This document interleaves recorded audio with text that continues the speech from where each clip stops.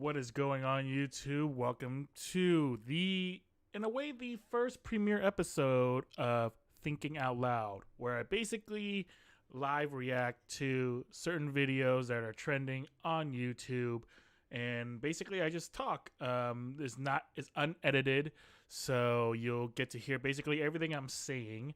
I can ramble for a little bit, so I do apologize for that, but this won't be an edited, curated response to what these videos are about, so that you guys kind of get a fresh take and you don't get some kind of, agendaed or, kind of altered version of what I really think, if you really care. But right now, so today we are going to be talking about the Great Resignation, which is a pretty huge movement that's going through America right now.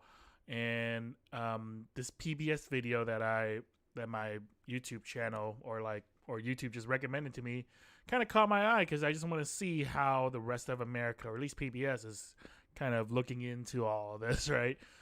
So we're gonna react to it together and see, what their take on this, and I'll be pausing the video throughout to kind of just talk about a few points that's going through that they're talking about. U.S. jobs report for September showed COVID continues to disrupt the labor market. The government employment was far lower than expected. One key reason, back-to-school hiring in public schools was lower than usual. But the report also underscores other complications in the labor market. The unemployment rate fell to 4.8%, but that was due in part to people leaving the labor force altogether. Job openings are at a record high, and wages increased again last month as companies tried to attract new employees. More than 25 million people quit their jobs in the first 7 months of this year, and it is now being called the Great Resignation. Hold on. Let's go through those 3 points that she just went through. So, if you're probably wondering, like, wait, 25 million, there's only 300 some odd million people in the United States.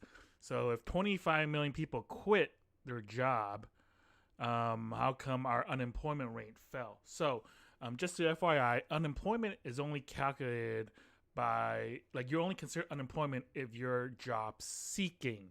Okay, so just because you don't have a job doesn't mean you're necessarily unemployed. You have to be looking. You have to be a person that doesn't have a job but also looking for a job. So basically, because otherwise you'll have a lot of people who are retired who have no job, but you can't count them as unemployed because they're not looking for employment. They're retired. They stop. The whole point of retiring is to stop working, right? So, and there's other also stay-at-home parents, people who are just sick, right? Who can't work and go to a normal place to work. Though they're not counted part of the unemployment. So, so this is kind of arguably a very broad, how should I say, broad bullet point, because,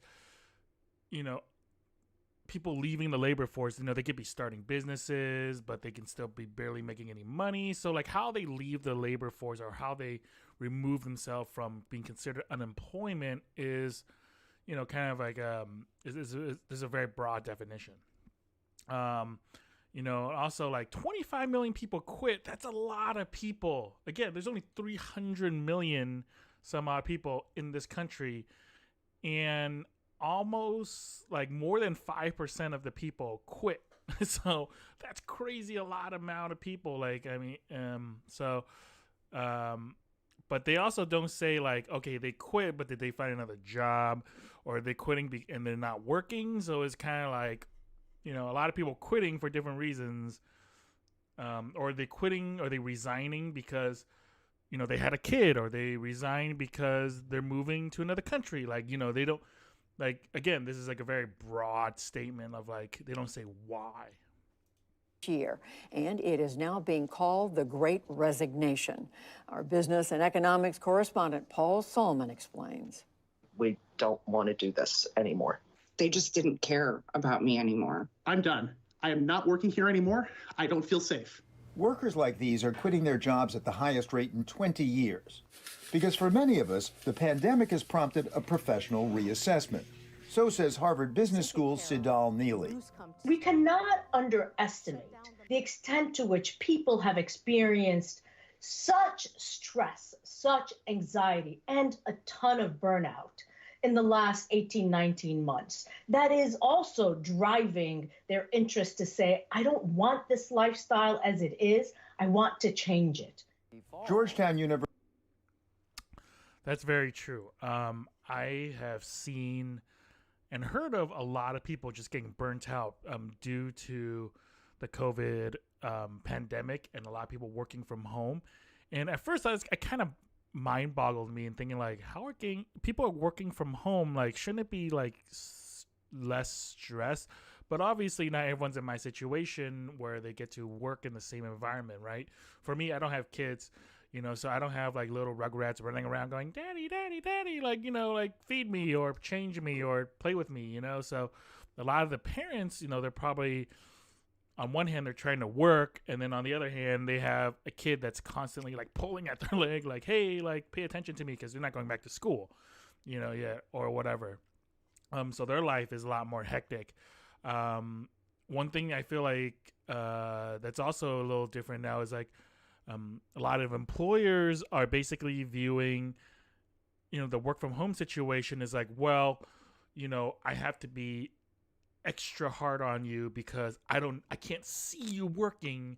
So therefore I got to make sure you're working. So I'm going to, kind of be harder on you or like, kind of be a little bit more big brother and maybe even more micromanaging so that I know you're doing your work, even though like, arguably like you would probably still know like you're not giving your workers like the trust that they're working, like even if they're at work, like just because even if you see like on their screen like, oh yeah, certain windows are up, doesn't mean they're actually working. They could just be sitting there, so but I think there's also like this idea of like, okay, well, now that you don't have to commute, like let's just say, I mean the average commute is like around like hour both ways, right? Or hour each way, I should say. Like, oh, now I gave you back 2 hours. Therefore, you can take on more tasks. And so I'm going to give you more stuff to do. So now people could be working from the moment they wake up to the moment that they almost like even go to bed. In some cases I've heard of, like now that like because you're at home, because you're so much more accessible to your work, like a lot of people are just basically not, because like usually most people on their commute to and from work, they kind of turn themselves on or off into work mode. I mean, obviously some people bring work home, but but other people can also be like, okay, well, I'm gone from my job, so therefore like now it's me time or family time or whatever, but it's no longer company time. Now that we're working from home, a lot of employers are basically like, well, I'm paying you anyway, so even though before you would leave at like 6 p.m., I wouldn't contact you, but now I would contact you because I need something from you and you're already working from home and you're probably still sitting at your computer. Like there's this kind of like disconnect of like of almost like human behavior, and people feel like, okay, well, I can still do this. And I think we people as in general, like we lose that because like we lost the transition of commuting. Some people don't know how to turn it off. They're like, previously it's like, okay, when I'm at home and I'm getting ready in the morning, I'm not checking, maybe some people check emails or whatever, but generally they're getting ready to go to work. As they're commuting to work, they're kind of they could be mentally readying themselves and physically readying themselves to tackle the day. They're at work, they work. And then once they leave work, it's like a sense of relief. It's like, okay, my day is done. So I'm just going to go home. I'm going to sit on this bus, train, car, whatever, and just chill. And then like by the time I get home, I get to relax, right? Like there's that transitional, like physically and also mentally. But now that we're working from home, that doesn't exist anymore. Some people, they might be getting up from, if they have a home office, if they're lucky enough, they can transition to another room, fairly easily. But some people, if they work in their living room and their dining room, it's like, oh no, my computer's still there. Some people will just make dinner, leave the computer on, eat it, and still kind of be eating and like looking at their computer for emails or, Slack messages or whatever, still waiting for that to come in. So I think that's like a big deal where there's that disconnect. So people are getting burnt out, and I've seen companies where they were just like, hey, we're gonna close the office for a week, for a day, for 2 days, 3 days, whatever, on non-holiday days, just to give people back, like, to avoid burnout. Even my company that I work at now, like our higher ups are like, hey, like if you need like a me day or like a personal day, take it. Like just let everybody know that like you'll be gone. You turn off your phone, you turn off your computer, and you won't be reachable. And just let us know and go take it. How much they'll hold up to it, is another story. But generally, the people I work with, they're very cool about like, hey, like if you need some time off so that you don't feel like, you're constantly online, do it. So, but burnout is a very, very real thing right now. University's Brooks Holtum has long studied worker turnover. Periodically, people experience shocks that cause them to reconsider how work fits with the rest of their life. All of us for the past 18 months have experienced one of these shocks. As Microsoft futurist and Slipper fan Desmond Dickerson told us back in the spring, 40% of the global workforce intends to leave their job in this coming year. And ever so many have, led by millennials. In the last year, the rate at which workers ages 30 to 45 resigned rose by over 20%. Some of the hardest hit sectors? Healthcare and tech. The specific reasons? First and foremost, perhaps, burnout. Your staffing is at an all-time low. The morale is at an all-time low. It's traumatic, it's stressful. We're at a breaking point. Kalina Surma quit her job as a patient care director at a New York City hospital in August. It's so distressing. You come to work and you have a skeleton crew and they can't get time off. They can barely even get a lunch break. They come to you asking for, something, and you have nothing to offer them. They feel so undervalued. It's hard. It's a tough time. Across the country. Considering how much the medical industry makes in terms of money, like this shouldn't even be an issue. I feel like I mean, in America, the most of the medical institutions are privatized, which is why, we see this exorbitant, I constantly see on Reddit or other, social media posts about, people going to the hospital and then getting a crazy bill for whatever they do. A lot of people, I think there was recently an article about how a lady was charged, like she went in to give birth and was charged to hold her baby after she gave birth. Like she was charged to do that. Like I think most people would just be like, "Oh yeah, after you give birth, don't you want to hold your baby?" Like that's just like a normal thing, right? But they charged her for that. And then on top of that, I think another person posted that they charged her for crying, basically. Like it was like an emotional reaction, and they charged her for that. Like what? Like am I getting charged for emotions now? Like in the medical industry? And basically, what I'm saying is like, look, like these people are being, people are being charged for everything. So the hospital is making money. Granted, like, a lot of these are being covered by insurance, but that means the insurance company is giving these hospitals money. So the hospital is not broke, So like they're getting money in some shape or form. And so like, why are they like having such a hard time hiring more people? Granted, if some people just don't want to work, that's, if you have high demand and low supply, that's an issue. But if you have high demand and supply, but there's also the supply and demand of, in terms of like, well, you have a high, like the hospital has a high supply of cash and benefits, but you're not, and my demand, but you're not meeting my demand of my salary and my demand of, having a decent hours and benefits, then why would I come work for you? Obviously if you're desperate, then you're desperate, like, but how many people are in that, mode versus people who can just like be like, you know what, I'm not going to take this crap, I'm out of here. So I feel like there's a lot of industries, particularly medical and tech, that really don't have an excuse. Like I mean, obviously, if you're a startup, a smaller company, you can't necessarily provide certain things. But, I mean, let's face it, like big tech and all these, large, like, Sutter Health, Kaiser, whatever, like, they're not broke. And right now, arguably, more people are getting sick because of COVID. Or just people will always be getting sick. It's like we haven't made an all around cure for all of our sickness. So people are still coming in for getting medical treatment. So it's not like they're losing sick people, anytime soon. So I feel like, there's like some industries that really have no excuse aside from just being greedy. Country, the nursing shortage has become acute. There was a point where we could not hire nurses who were below a bachelor's degree. Now, just recently, they opened it up to nurses with an associate's degree. So there's a desperation there.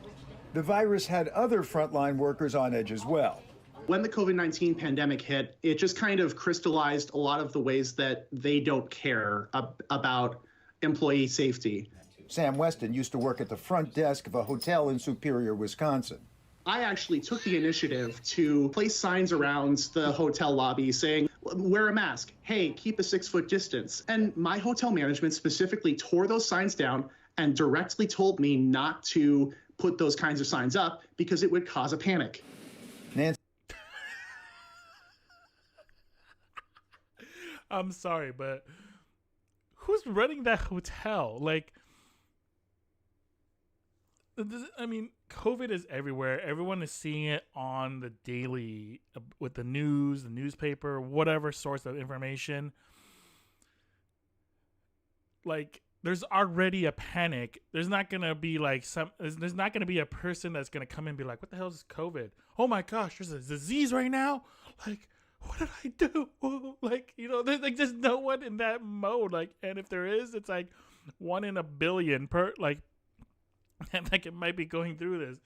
And it's like, oh, don't put these signs up, you might cause a panic. It's like, I think there'll be a bigger panic if people, come in here and they just act like it's normal, like there's nothing going on, and then next thing you know, you get an outbreak. I think that's a bigger panic than thinking you'll cause a panic just to force people to stand a little bit farther from each other. Like where's the logic in there, And sometimes I swear, like the people who, like, it's not even the corporation, it's like the people who's running the show on the bottom floor is just like are completely clueless to what they should and shouldn't be doing.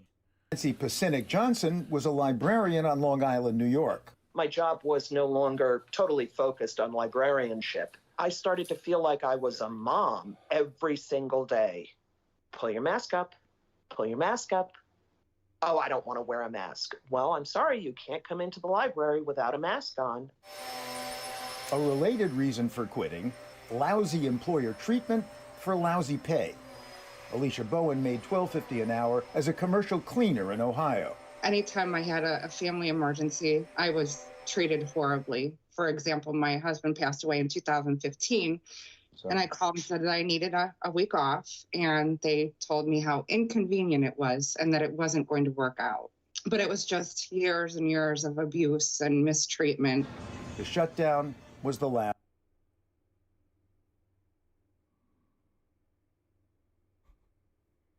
Are you serious?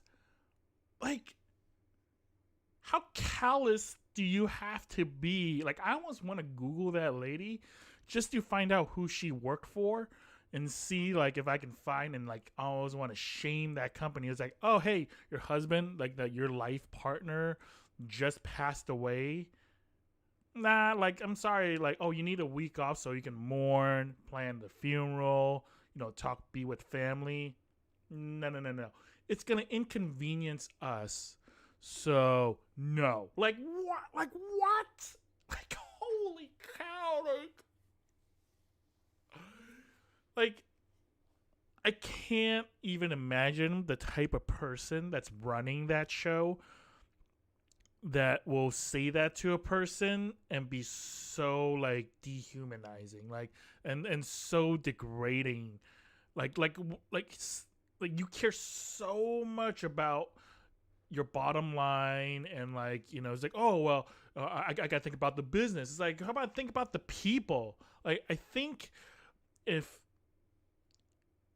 like, you know, if you have to hire someone, like there's a ton of contract workers that are willing to, you know, but it's like, okay, hey, can you for the day just go pick up this extra, you know, this extra office? Or, and I mean, arguably our offices are huge, or like commercial spaces, but like they're these like, you know, they basically are like, no, like I don't want to bother myself and inconvenience myself, so therefore you can't go mourn the death of your own husband. It's like, what the crap? What like I like that's just like mind-boggling to me of how terrible some people can be. But like my mom always said, you know, always says that this world has all types of people in it. Like there's never, like, if you can think of it, it's probably a person like that. Maybe not be a lot of them, but it's probably a person like that. As straw. I had no backup work, nothing. My hours were cut in half. I felt like this wasn't fair to me. I've been working really hard for these people, sacrificing, and I quit. Oscar Garcia was a teacher in El Paso, Texas. Teaching online pushed him over the edge too. You spend less time teaching in the room and more time documenting contacts with parents, helping students, technical issues. And in hybrid, it became worse because you were now in the room with some students, but some students you're still at home. I was so tired. You're going to hear that a lot from teachers, how exhausting it is. For Chicago area data analyst Ricardo Martinez, the crunch came from company demands while he worked from home. I've got one kid crying over here, another kid that's running by and just wants attention. And then an inflexible supervisor asked why he couldn't make an impromptu online meeting. And they're like, are you working? I don't understand. It like accentuated all of the feelings I had from before about how work-life balance worked at my work. Like many other millennials, Martinez reassessed his priorities and resigned. The corner.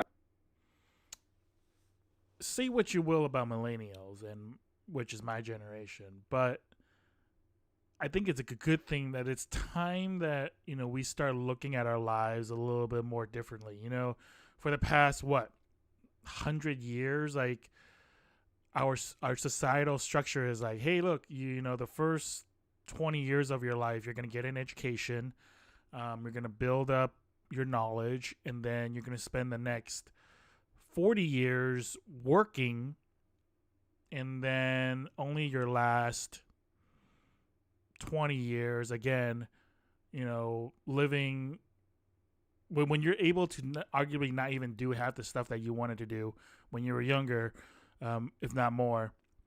And then that's when you retire, and that's life. You know, that's like, that's the society we built up, and that's like, and I feel like that's just like that. What kind of society, you know, that's like, I feel like we need to start questioning that. Like, you know, like, why are we working for the majority of our lives? You know, I think that's why it's so big now on YouTube. There's so many like money making gurus. You know, everyone's talking about, you know, building passive income and things where it's just like, you know, people don't want to work 30, 40 years anymore. You know, they want to, they want to make money, obviously, because money is required to live, but they also want to enjoy life. You know, like, you know, back in my parents' days, I mean, they worked their butts off. Like, luckily, they were able to retire much earlier than like the average American. But this meant like, you know, 60, 70-hour weeks. This meant less vacation time because they were covering for other people and getting that overtime. You know, this meant we at home just saw them so much less when I was growing up. But they spent so many years like working those crazy hours, and I feel like, you know what? Like, they shouldn't have, like, people shouldn't be forced to work that much just so that they can spend the last 20, 30 years of their lives just like, sitting in front of a TV or whatever, right? Or playing golf. I mean, they want to do it when they're young because like now we're able-bodied. Right now we can do 36 holes if we wanted to or something. I don't know. But it just I don't know. It just seems like I think it's a good thing that we're moving towards a more like reasonable balance of work-life balance because and there's so many people, so many employers out there because let's face it, like the reason like this, the Great Resignation is being led by the millennials is because we're arguably the ones that are still in the lower ranked jobs. It's still the boomers and mostly Gen X who are in charge. It's like I would say the majority of them are in the managerial, the executive positions that are running these companies, and they come from an era that's outdated. They probably feel like, oh, well, I did this when I was younger, so therefore you have to do it too if you want to get to where I am. You don't get that perk of a work-life balance until you get to where I am, and maybe or in some ways, like maybe they don't have a work-life balance themselves. I've seen a lot of director and above level people who just work much longer hours. They have obviously bigger responsibilities. They have to hop on calls at ungodly hours. They have to travel a lot more, and maybe in some ways they're like, well, if I have to do this, you're gonna work a little harder too. So, but I think we have to kind of revamp like how we think. I think and a lot of Europeans are doing a lot better than we are. They're instead of having a 5-day work week, they're doing a 4-day work week. They have siestas. They have all these like so much more breaks thrown into their whole society of work-life balance, so much more than the Americans are doing it. So did Minneapolis area digital marketer Mark Sen. Most of my friends are preferring to work remote and have seen kind of a shift in that mentality. Librarian Johnson and her husband, a paramedic, decided to quit their jobs earlier than planned for a new life on a farm in upstate New York. We've both been career people for our entire adult lives, and it just got to be too much. But now a question you may be asking, how can so many people afford to resign? Sam Weston is living off savings as he pursues writing and a freelance career in filmmaking. I've been investing actually in cryptocurrency a little bit, and that's been increasing the amount of runway that I have. Seems like a risky way to stay afloat. It is risky, but it's better than working for somebody else who doesn't care for your health and well-being and who won't give you a leg up to actually do something that feels meaningful. And if and when he returns to the workforce, Weston will be in a stronger position than before. At the end of July, there were a record 10.9 million job openings. It's an employees' labor market, says Harvard's Sidal Neely. People have options. And because they have options, their demands and their interests and their tolerance for things that are not aligned with their values on how they want to live their lives, they're going to leave and they're going to look for it elsewhere. Tech worker Mark Sen got a job right away. But like quite a few resigners, he also has entrepreneurial ambitions. My new role has given me opportunities to work on my startup, make more money, and it's full-time remote, so I'm able to be at home and really invest in my home space. Data analyst Ricardo Martinez simply found a better fit.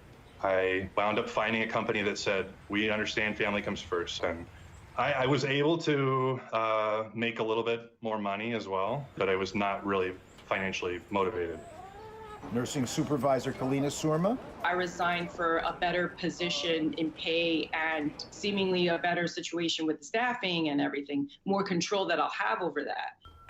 Cleaner Alicia Bowen's sister hooked her up with a much better gig. She works for a bank, and they had a cleaning position open, paying $4 more an hour with the 401k benefits, and I don't have to drive my car. So I think what I did by quitting kind of did myself a favor, big time. How come you didn't ask your sister about other possibilities earlier? I really don't know. I was scared that I wouldn't qualify for anything else, or scared that it wouldn't work out. I get stuck in this. I feel like I don't deserve any better. Something a little off topic. I think it's really funny that like the PBS people will like come to their house and it's like, hey, you're a cleaner? Start cleaning. Let me get some shots of you cleaning. Like, I think it's just really funny. It's like I don't think people at home are gonna like get your cleaner. Can you clean some stuff in your home so that we can emphasize you're a cleaner? It's like I thought that was like, it's like, why is she cleaning?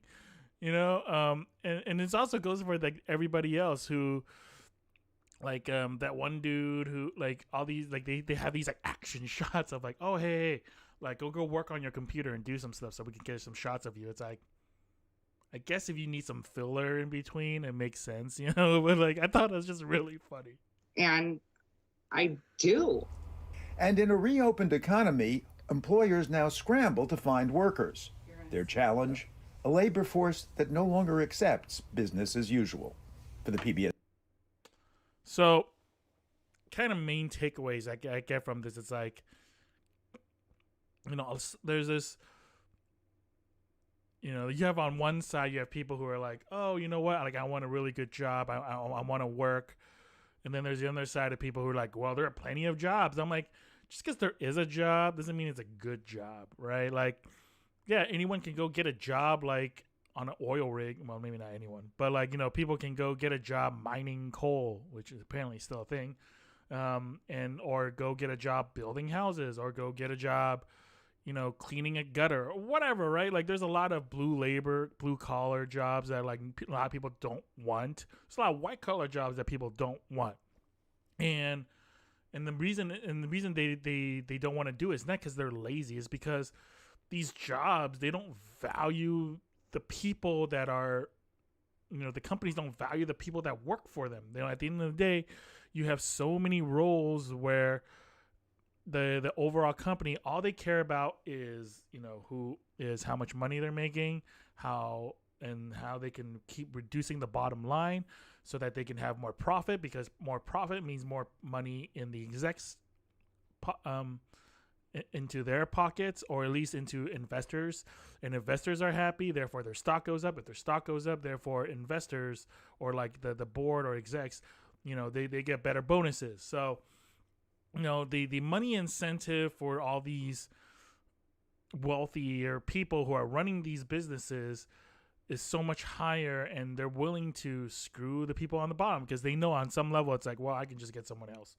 But I think now we're getting to a point that it's like, oh, actually, I can't get someone else. So therefore, I better like sell my private jet in order to, pay for a few more people. Obviously, that's not always the case. There's a lot of smaller, medium businesses who, where there are certain companies, or not even companies, like just smaller businesses who are cutthroat. The liquor store down the street is obviously, they're not living a life of luxury. They can only afford one or two other people to watch the store or whatever, right?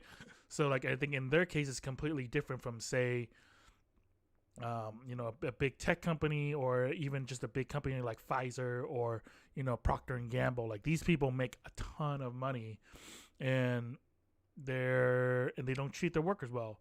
Shockingly, something we've seen recently is like, right now for Black Friday, a lot of stores aren't opening on Thursday so that they can give their workers a break, or they're straight up closing. Like Walmart is closed on Black Friday. Like, and the reason they did that is because, one, they don't want workers to be, they want to give them a day off, and two, because they already hit like, their revenue goals like for the year, and they're like, hey man, just take the day off, which is like shocking, because Walmart is like, you would think that'd be like the last place to do something like that. But they're the ones doing it, and they're the biggest retailer, I think, in the world. So, and I hope other retailers follow suit to be like, you know what, one, like half of you do online ordering anyway, so like not like physical matters, or it matters that much. But you definitely don't hear Amazon be like, hey, you know what, we're not gonna deliver, or we're not gonna have like all this stuff for Black Friday and Cyber Monday. We're going to give our workers a break. So if you want to order stuff, guess what? It's going to be late or it's going to come later. So even if you have next day shipping or Amazon Prime, it's going to come at minimum like this day instead. And there's going to be a backup. So like you're going to wait a little while. They're never going to do that. Like they're not going to do that. Like even though Bezos is not running the show anymore, whoever took over is never going to do that because let's face it, like Amazon doesn't, they they don't really care about their warehouse workers, arguably.